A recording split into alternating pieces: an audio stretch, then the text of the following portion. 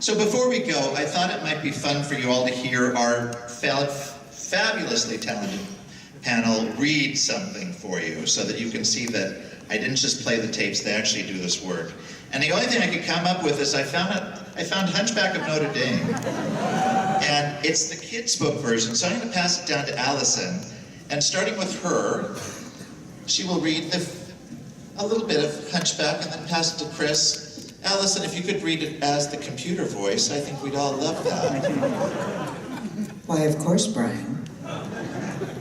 One morning, as the bells of the great cathedral of Notre Dame echoed over the rooftops of Paris, a gypsy performer named Clopin entertained a crowd of eager children gathered before his puppet theater. And Chris, could you please continue as Scuttle? Absolutely. Listen, said Clopin. Is that how you say his name? Because I'm not sure if that's accurate, but okay. They are beautiful, no? But you know the bells do not ring themselves. They don't, asked the puppet Clopin wore on his hand. No, answered Clopin, pointing to the bell. The story just goes on and on. Hush, and I will tell you a tale of a man and a monster. And Sala will continue.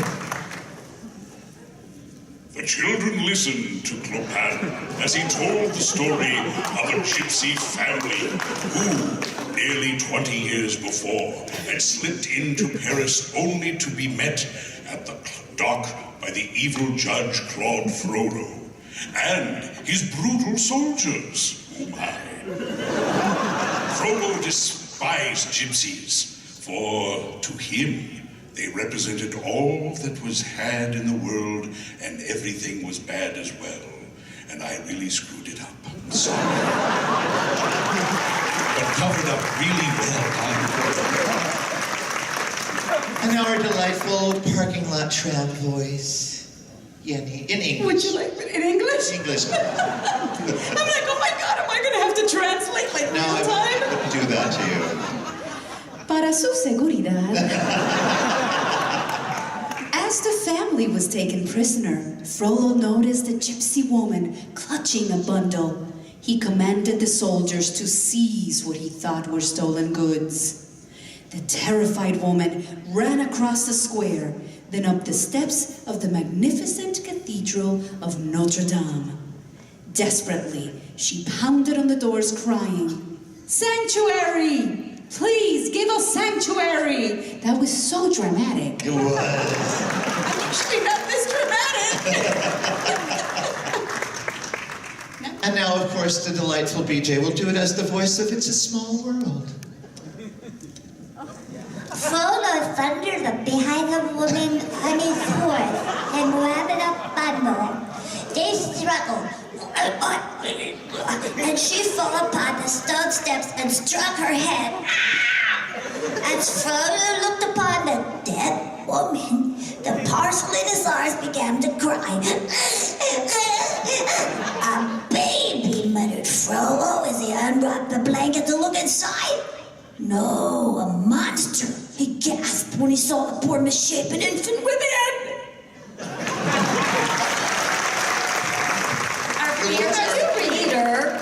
Our fearless leader, Brian, the nicest guy in the world. So much fun to work with. Give him a villain. Give him a villain. He's doing. You can't have always prepared. Okay. Oh, now I lost my pick. No, it's with the baby, Kate. With the baby? He doesn't Go know from here. freebies. This is a. Oh, there we go. We can Okay. skip to that part. Oh, we'll skip it's all to that about part. babies crying. Peter, would you do this as Homer from the Country Bear Jamboree? Henry, sorry. I don't have notes. Frollo was about to drop the baby into the dark.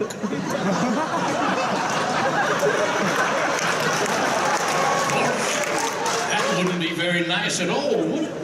Opening of a well when the voice of the archdeacon pierced the night and stopped him. Under the watchful eyes of Notre Dame, Lord Frollo suddenly feared for the fate of his soul. When he asked the archdeacon what he should do, the priest told him to adopt the infant and raise him as his own. Well, that would be nice, wouldn't it?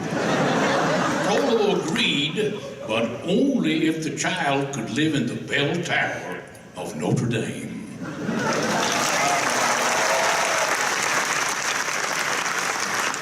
Well, Fred, I was going to ask you to do it as the Wookiee, but why don't you just do it as Darth? I am Groot.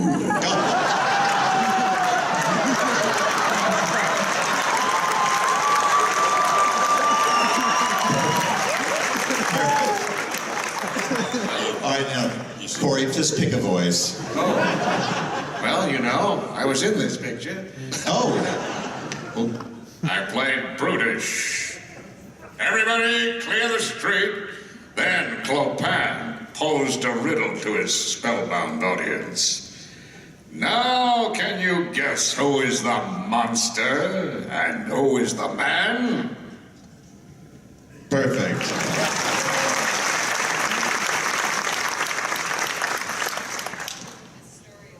Yeah, I'm over by 30 seconds. As the morning dawned, all the people of Paris worked to remove the traces of Frollo's rampage. The curious crowd surrounded him, no one quite knowing what to say or do. Then a little girl walked up to Quasimodo, walked, not ran, and gently touched his face.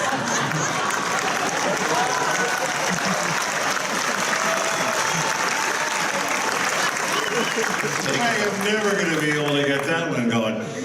In the bell tower high above, Hugo, Victor, and Laverne smiled as they watched the happy scene below. Hip, hip, hooray! Shouted the jubilant crowd, oh yeah, as they carried Quasimodo on their shoulders through the square. They cried, hip, hip, hooray! And ladies and gentlemen, boys and girls, that's how the story ends.